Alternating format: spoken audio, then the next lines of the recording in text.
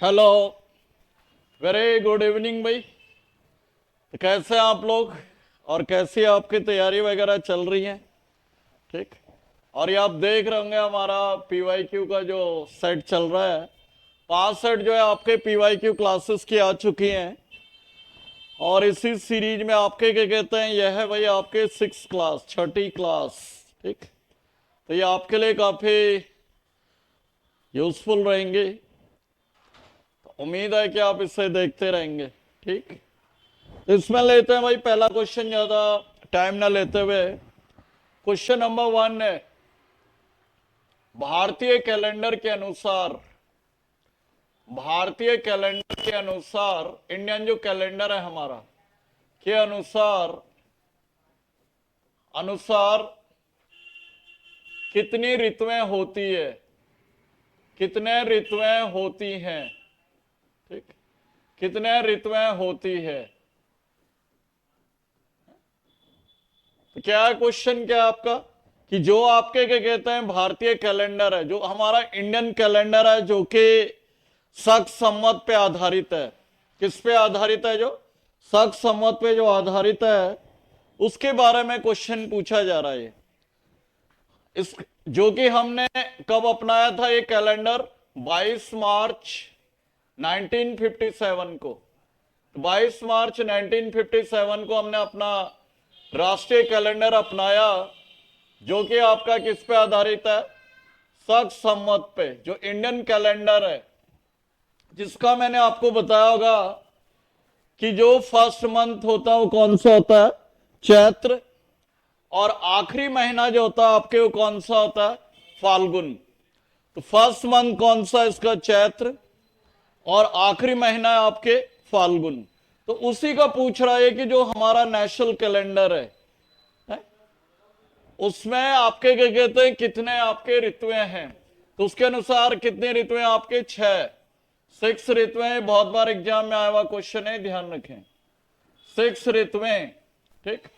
तो ये 6 ऋतुएं कौन कौन से है? अभी आपके क्या कहते हैं आरपीएफ में भी आपके ये मैच कराने के लिए क्वेश्चन आया था। ये उसमें क्वेश्चन था, 4 ऑप्शन दे रखे थे ऋतुओं के ऊपर आरपीएफ एसआई में, और उसमें एक गलत दे रखा था। तो उसमें बताना था कि गलत कौन सा है आपका। ठीक। तो इसका फिर क्या करेंगे हम लोग? सारे लिखेंगे। पहला हो गया आपके वसंत, वसंत ऋतु,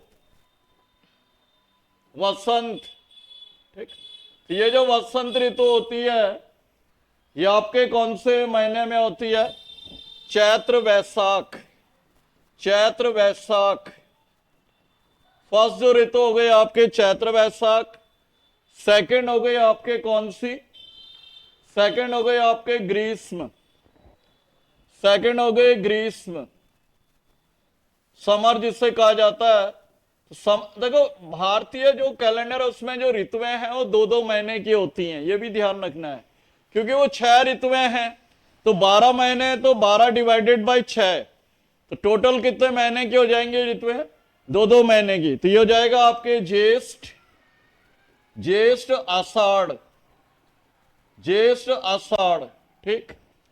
इसके बाद तीसरे नंबर पे कौन सा जाएगी आपके? तीसरे नंबर पे आएगी वर्षा ऋतु, वर्षा ऋतु, रेनी सीजन जिसे कहा जाता है, रेनी सीजन। रेनी सीजन हो गया आपके श्रावण, सावन जिसे कहते हैं, और भाद्रपद। ठीक। भाद्रपद। चौथा आपके कौन सा जाएगा? वर्षा के बाद आएगा आपके कौन सी? यह आएगी शरद, शरद ऋतु। तो ये हो जाएगी आपके अश्विन, अश्विन टू कार्तिक, जिसमें दिवाली वगैरह आती है, कार्तिक। ठीक। पांचवा आ गया आपके, पांचवा आ गया आपके हेमंत, हेमंत। तो हेमंत हो गया आपके मार्गशीर्ष, मार्गशीर्ष से लेके पौष, पौष। ठीक। और छठी जो आजकल चल रही है, छठी ऋतु कौन सी है? ये आपके, तो ये चल रही है आपके शिशिर, शिशिर। ठीक। तो ये चलती है आपके क्या कहते हैं माघ से लेके फाल्गुन तक। ठीक, तो आजकल कौन सी ऋतु चल रही है भारतीय कैलेंडर की? आजकल जो है ये आपके आखिरी ऋतु चल रही है, ये ध्यान रखना है। तो आजकल जो है भारतीय कैलेंडर की आखिरी ऋतु है, जिससे कहा जाता है आपके ऑटम। तो ये आपके क्या कहते हैं, फॉल विंटर सेशन में हम इसे कह सकते हैं। तो यह है आपके मार्च से लेके फाल्गुन तक। तो आई थिंक ये क्वेश्चन क्लियर हो गया होगा कि जो भारतीय कैलेंडर है उसके अनुसार कितनी ऋतुएं हैं। तो ये 6 ऋतुएं हैं। पहला हो गया आपके वसंत, देन हो गया आपके ग्रीष्म, वर्षा, शरद, हेमंत और आपके क्या कहते हैं, शिशिर। ठीक, क्वेश्चन नंबर 2, क्वेश्चन नंबर 2 है आईएमडी के अनुसार, आईएमडी के अनुसार भारत में कितने ऋतुएं होती हैं? भारत में कितनी ऋतुएं होती हैं? ठीक, भारत में कितने ऋतुएं होती हैं? आईएमडी क्या है आपके? Indian meteorological department, Indian logical department. ठीक, इंडियन मेट्रोलॉजिकल डिपार्टमेंट, जिसे कहा जाता है भारतीय मौसम विभाग, भारतीय मौसम विभाग। ठीक, भारतीय मौसम विभाग, जिसने अभी आपके सुना होगा आपने 150 साल पूरे किए। 150 साल जो है इसने क्या किए, पूरे किए इसने। अभी कब किया आपके? 15 जनवरी 2025 को। यह भी आपने सुना होगा कि जो भारतीय मौसम विभाग है इसने जो है 15 जनवरी 2025 को जो है अपने 150 साल पूरे किए। और इसकी स्थापना हुई थी आपके 15 जनवरी 1875 को। तो भारतीय मौसम विभाग की स्थापना कब हुई थी? ओरिजिनली ये हुई थी 15 जनवरी 1875। तो क्वेश्चन ये है कि इसके मुताबिक भारत में कितने ऋतुएं होती हैं? इसके मुताबिक जो है भारत में 4 ऋतुएं होती हैं, ध्यान रखना है। कितनी ऋतुएं होती हैं इसके मुताबिक? 4 सीजन होते हैं। ठीक, तो 4 सीजन कौन कौन से हैं इसमें? सबसे पहला हो गया आपके विंटर, जो चल रहा आजकल, winter, December to February, winter या सर्दी जिसे कहा जाता है। नेक्स्ट हो गया आपके समर, समर जो है आपके अप्रैल टू, समर हो गया आपके April to June, April to June. Then हो गया आपके मॉनसून, जिसे रेनी सीजन में हम लोग कह सकते हैं। मॉनसून, मानसून जिसे हिंदी में कहते हैं आपका मानसून या मॉनसून, यह है आपके जून टू सितंबर, जून टू सितंबर। ठीक, और फिर आएगा आपके पोस्ट मॉनसून, पोस्ट मॉनसून। ठीक, तो यह आएगा आपके अक्टूबर टू दिसंबर। ठीक, अक्टूबर टू दिसंबर। तो आप देख रहे होंगे भारतीय मौसम विभाग के अनुसार कितनी ऋतुएं हैं भारत में? यह है आपके 4 ऋतुएं। जबकि इंडियन कैलेंडर के मुताबिक जो है आपके वो कितनी है? वह है आपके 6 ऋतुएं। तो ये 6 वाला क्वेश्चन आपका ऑलरेडी आरपीएफ एसआई में इस बार आ चुका है, और उसमें उसने जो है बकायदा जो है 4 दे रखे थे और एक ऑप्शन उनमें से मिसमैच कर रहा था, गलत था। ठीक, तो इस तरह से क्वेश्चन आ रहे हैं आपके पेपर में। क्वेश्चन नंबर 3, क्वेश्चन नंबर 3 है भाई आपका बैथ्यून स्कूल के, बैथ्यून स्कूल के प्रथम सचिव कौन थे? प्रथम सचिव कौन थे? सचिव कौन थे? Who was the secretary of Bethune school, Bethune school. ठीक, तो देखो इसका आंसर क्या हो जाएगा। सबसे पहली बात यह है कि बैथ्यून स्कूल था कहां पर, ठीक, ये बैथ्यून स्कूल आपके था कहां पर। तो देखो इस स्कूल की स्थापना होती है कलकत्ता में, कलकत्ता में, कलकत्ता में इसकी स्थापना होती है 1849 में by John Elliot, by John Elliot Bethune के द्वारा, John Elliot Bethune, John Elliot Bethune के द्वारा, ठीक, जॉन इलियट बैथ्यून के द्वारा इस स्कूल की स्थापना होती है आपके कलकत्ता में, जो कि क्या थे आपके एक ब्रिटिश समाज सुधारक थे। ब्रिटिश क्या थे आपके, रिफॉर्मर थे, ये मैथमेटिशियन थे और पॉलीग्लॉट थे। पॉलीग्लॉट का मतलब क्या होता है, जो कई भाषाओं को बोल सकता है, पॉलीग्लॉट थे ये, ठीक, पॉलीग्लॉट थे, ये कई भाषाओं को बोल सकते थे। तो इन्होंने ये स्कूल जो है भारत की जो लड़कियां हैं उनके लिए स्थापित किया था कलकत्ता में 1849 में। और इसे जो है आपके किस नाम से जाना जाता है, कई बार एक क्वेश्चन आता है। इस स्कूल का दूसरा नाम था Calcutta, Calcutta female school, Calcutta female school माने लड़कियों का स्कूल, ठीक, कलकत्ता फीमेल स्कूल के नाम से जाना जाता था। और इसके जो पहले सेक्रेटरी थे ये कौन थे, ये ईश्वरचंद, ईश्वरचंद विद्यासागर, ठीक, ये भी क्या थे, अपने आप में एक समाज सुधारक थे, ये भी आपके रिफॉर्मर थे, ईश्वरचंद विद्यासागर। तो क्वेश्चन आया हुआ आपके प्रीवियस ईयर एग्जाम्स में कि कलकत्ता में जो बैथ्यून स्कूल था इसके संस्थापक कौन थे। तो ये थे जॉन इलियट बैथ्यून 1849 कलकत्ता, जिसे जो है कलकत्ता फीमेल स्कूल के नाम से भी जाना जाता था, ठीक। और इसके जो फर्स्ट सेक्रेटरी थे, पहले जो सचिव थे वो आपके क्या कहते हैं, क्या थे, भारतीय थे, जो कि भारत में कौन सी चीज लेके किसके लिए जाने जाते हैं, ये हिंदू पुनर्विवाह अधिनियम, हिंदू रिमैरिज एक्ट लेके आए थे ये 1856 में। तो हिंदू पुनर्विवाह अधिनियम के लिए जाने जाते हैं, ध्यान रखें। क्वेश्चन नंबर 4, क्वेश्चन नंबर 4 है भाई आपका उल गुलान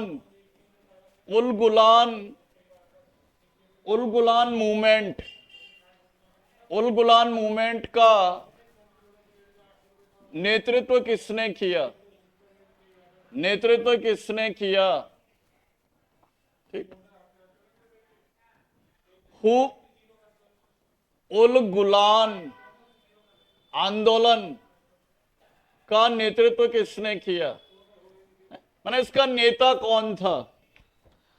तो सबसे पहली बात है ये उल गुलान जो मूवमेंट था ये हुआ कहां पर था, कहां पे हुआ था, ये छोटा नागपुर का पठार, छोटा नागपुर का पठार, छोटा नागपुर का पठार कहां पर है ये, आजकल झारखंड में छोटा नागपुर प्लेट्यू,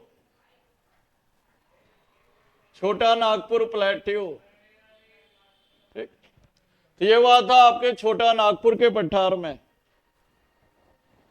और इसे जो है आपके किस नाम से भी जाना जाता था, मुंडा विद्रोह, मुंडा विद्रोह के नाम से भी जाना जाता था। इससे क्या था इसका दूसरा नाम, मुंडा रेबेलियन, मुंडा रेबेलियन। कब हुआ था ये, 1899 से लेके 1900 के बीच, 1900 एडी के बीच हुआ था ये मूवमेंट, ठीक।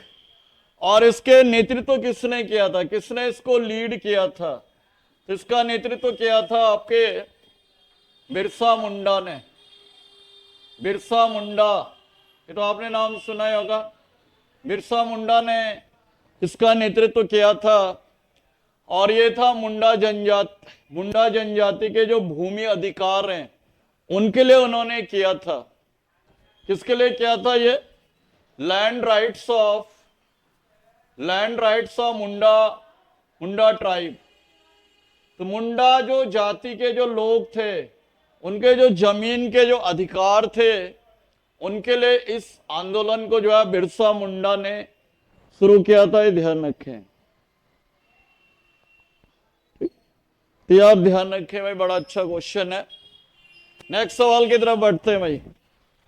Question number 5। क्वेश्चन नंबर 5 है भाई आपका,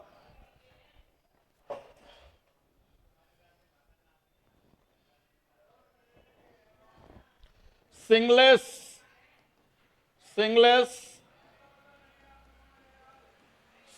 जो आपका क्या कहते हैं, सिंगलेस जो आपके क्या कहते हैं वायरल इन्फेक्शन होता है।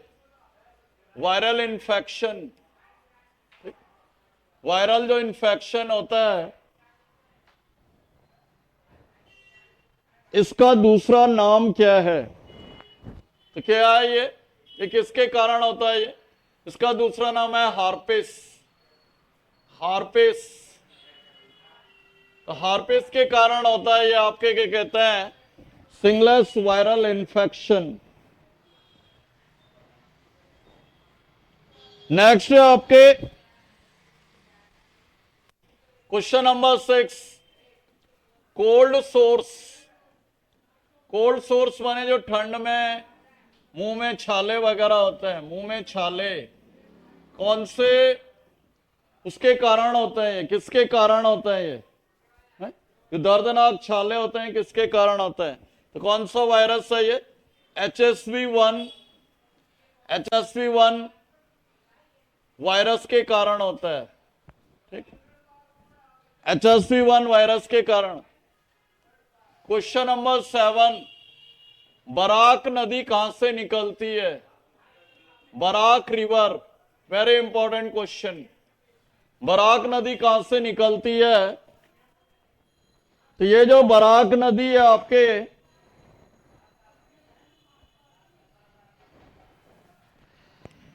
बराक नदी जो है आपके क्या कहते हैं मणिपुर से निकलती है। मणिपुर है? और किसकी सहायक नदी है? ये भी क्वेश्चन आया हुआ है। तो मेघना की सहायक नदी है ये।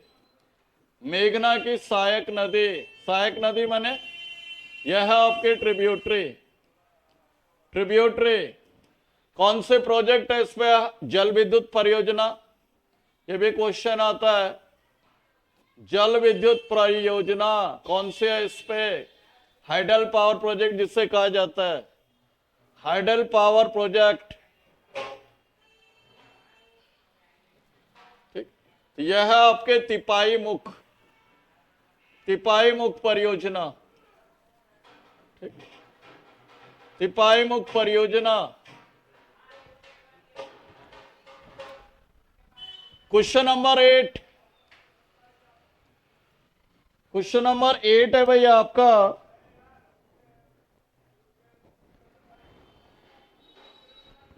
रायचूर दोआब कहां पर स्थित है? रायचूर दोआब कहां पर है ये? रायचूर दोआब। ठीक, रायचूर दोआब कहां पर स्थित है ये? तो ये जो रायचूर दोआब है आपके, ये विजयनगर साम्राज्य का पार्ट था। विजयनगर पढ़ा होगा हमने हिस्ट्री में, विजयनगर एम्पायर का पार्ट था ये, विजयनगर साम्राज्य का पार्ट था ये। कौन सी नदियों के बीच था ये? ये था आपके कृष्णा एंड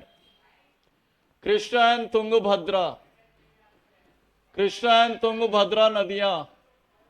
ठीक, कौन सी रिवर्स के बीच का दोआब था ये? दोआब का मतलब होता है लैंड बिटवीन टू रिवर्स। तो यह है रायचूर दोआब। तो इसके लिए किन किन शासकों ने लड़ाई लड़ी थी? ये था विजयनगर और बहमनी किंगडम ने। विजयनगर तथा बहमनी किंगडम के द्वारा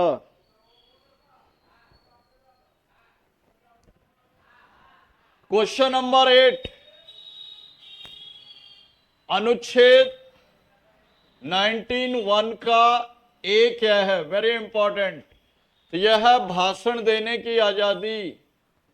भाषण देने की आजादी, राइट टू स्पीच। क्या ये राइट टू स्पीच है? आपके कई बार एग्जाम में आता है, बहुत इंपॉर्टेंट क्वेश्चन है ये है? और क्वेश्चन नंबर 9 है भाई ये। क्वेश्चन नंबर 10 है भाई, स्टार्टअप इंडिया स्कीम कब लागू हुई? स्टार्टअप स्कीम कब आई थी? तो यही आपके क्या कहते हैं, 16 जनवरी 2016 को। ठीक, तो अभी जो है आपके क्या कहते हैं, इस योजना ने जो है आपके क्या कहते हैं कितने साल पूरे किए? 9 साल पूरे किए। और कौन से मिनिस्ट्री की है ये? एमएसएमई मंत्रालय, एमएसएमई मंत्रालय की स्कीम है ये। ठीक, तो ये थे भाई इस वीडियो के आपके 10 क्वेश्चन। तो आई होप आप इन क्वेश्चंस को लाइक करेंगे, शेयर करेंगे, सब्सक्राइब करेंगे। Thank you for watching.